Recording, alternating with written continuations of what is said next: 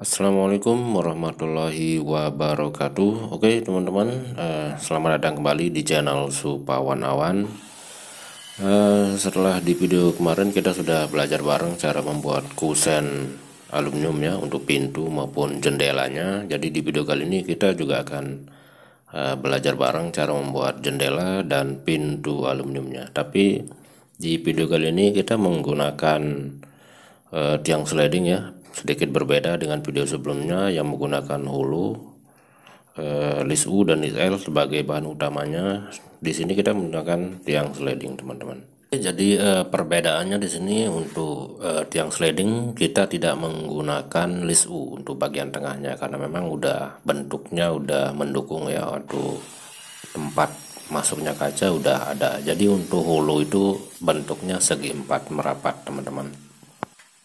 Dan saran pertama saya adalah ketika teman-teman membuat pintu sekaligus jendela ya, jadi usahakan teman-teman mulai memotong untuk bahan yang paling panjang aja dulu. Jadi ketika hasil sisa dari per satu lonjor bahan itu kita bisa menggunakannya pada bahan yang lebih pendek. Atau misalkan kalau teman-teman bikin pintu sama jendela, sebaiknya bikin pintu dulu ya, ukuran yang lebih panjang. Jadi untuk sisa potongannya itu bisa kita alihkan untuk pembuatan jendela atau pembuatan pintu bagian atasnya yang lebih pendek ya. Jadi seperti yang teman-teman lihat ini, yang saya ukur adalah sisa potongan dari ukuran pintu ya. Jadi sisanya bisa saya alihkan untuk penggunaan pada bagian atas jendela. Jadi dengan cara ini kita bisa meminimalisir kesalahan potong teman-teman, yang ujungnya nanti kita akan kekurangan bahan ya. Kalau misalkan kita salah potong sekali aja kita udah kekurangan bahan, karena untuk bahan aluminium kan agak sulit ya untuk disambung. Sebenarnya bisa, cuman untuk tampilan penyambungannya itu kurang bagus. Oke, jadi untuk ukuran jendela nanti kita akan kurangi dengan 2 kali lebar ya, seperti yang teman-teman lihat sini. Saya ukur 2 kali ukuran lebar dari tiang slidingnya untuk bagian lebarnya. Jadi setelah kita ukur lebar keduanya, kita akan kurangi lagi sekitar 0,8 untuk bagian lebarnya. Jadi kalau misalkan kita pasang engsel pada bagian atas, kita kurangi aja bagian tingginya sekitar 1 cm teman-teman ya, dari ukuran poolnya. Untuk lebar kita kurangi 2 kali lebar bahan tiang slidingnya, dan sekitar 0,7 atau 0,8. Oke, jadi seperti yang teman-teman lihat di gambar kecil, ini adalah gambaran pintu ya, yang sudah kita kurangi 2 kali ukuran dari lebar tiang slidingnya. Dan karena engselnya di samping, berarti kita tambahkan 1 cm aja teman-teman ya. Berarti ukurannya 2 kali lebar sama 1 cm untuk bagian lebar pintu teman-teman. Jadi untuk bagian atasnya nanti tinggal disesuaikan aja. Untuk jendela juga sama ya cara ukurnya. Kalau misalkan kebetulan karena ini kita pakai atau kita pasang engsel di samping, jadi kita kurangi sama seperti yang tadi ya, 2 kali lebar sama 1 cm. Dan untuk bagian tingginya sendiri teman-teman bisa kurangi 0,8 ya untuk bagian jendelanya. Kembali ke ukuran pintunya nanti, untuk bagian tinggi teman-teman bisa sesuaikan antara jarak lantai dengan bagian atas ya, dari pool kusennya. Oke, jadi seperti ini kira-kira untuk tampilan jendela ya teman-teman. Kenapa saya lebih memilih dengan model seperti ini, tidak model menyudut ya, karena yang menurut saya ini untuk bagian seperti ini spigot penopangnya tuh lebih kuat ya untuk bagian jendela. Jadi nanti untuk bagian pintu kita akan gunakan alat bantu tambahan ya untuk menopang beban dari pintu, itu dari besi beton teman-teman ya. Nanti teman-teman bisa lihat. Setelah proses pemotongan selesai, selanjutnya silakan teman-teman ambil 3 atau 2 cm dari bagian tiang sliding, dan teman-teman bisa menggunakan mal untuk memotong spigot seperti yang teman-teman lihat ya. Ukurannya lebih kecil dari ukuran lubang spigot, dan proses pemasangannya saya rasa mudah dipahami teman-teman ya, karena udah kita bahas juga di video sebelumnya.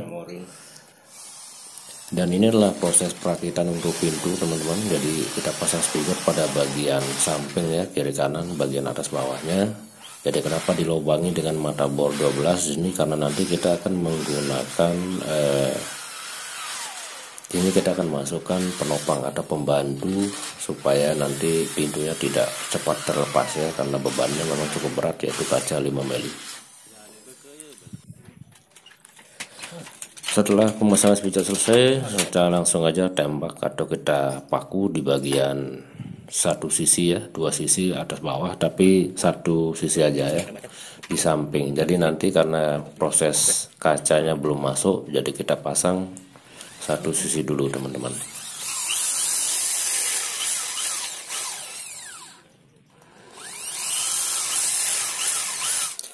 Oke, setelah bagian atas bawahnya udah kita paku kira-kira seperti ini teman-teman ya.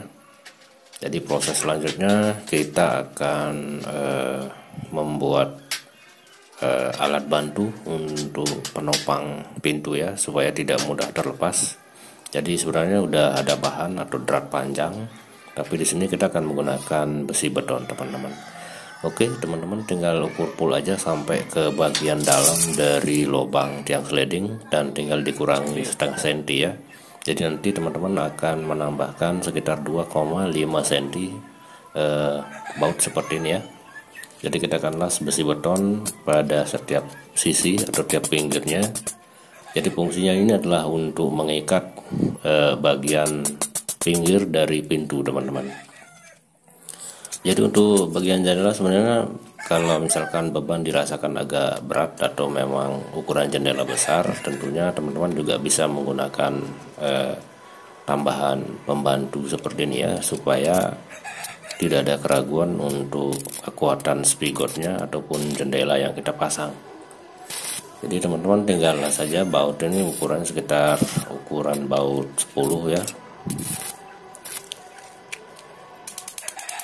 Jadi ini fungsinya adalah untuk menopang bagian, jadi dipasang pada bagian lebar dari pintu teman-temannya, di atas sama bawah.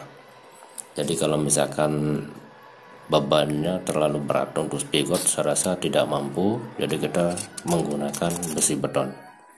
Oke, seperti ini kira-kira hasilnya. Dan drat yang saya sebutkan tadi sebenarnya ada, cuman untuk mengirit bahan budget ya kita pakai besi beton seperti ini. Oke, setelah selesai dan udah kita buat sesuai kebutuhan, kita langsung pasang aja teman-teman.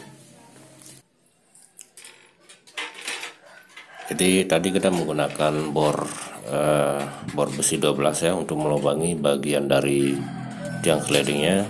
Jadi fungsinya ini seperti yang saya katakan tadi, untuk mengikat bagian samping.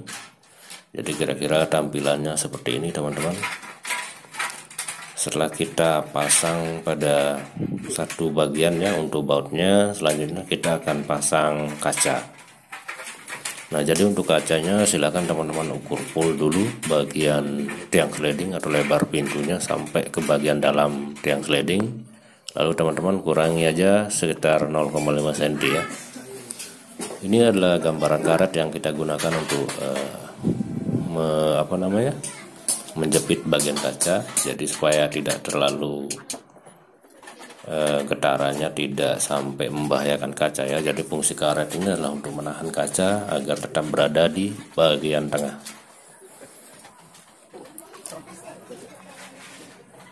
Jadi untuk bagian cara mengukur karetnya manual saja teman-teman ya, tinggal seperti yang teman-teman lihat di gambar kecil ini. Ukurnya sangat mudah sekali, tinggal ditempel di bagian tengahnya. Dan untuk bagian karet ini ada dua sisi yang agak lebar sama yang agak kecil ya. Jadi kita akan gunting menyudut supaya nanti bentuknya seperti sudut ya di bagian pinggir dari kacanya. Dan cara masangnya juga sangat mudah teman-teman, tinggal gunakan dua tangan ya untuk menekan supaya bagian karet yang lebih kecil itu masuk. Jadi bagian karet yang lebih besar itu berada di luar teman-teman. Saya rasa mudah dipahami teman-teman ya. Untuk teman-teman yang mungkin punya pertanyaan atau ada yang kurang jelas di sini, silahkan di kolom komentar aja.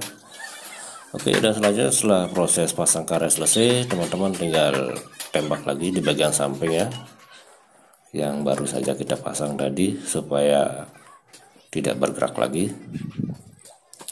Dan inilah tampilan dari pintunya teman-teman.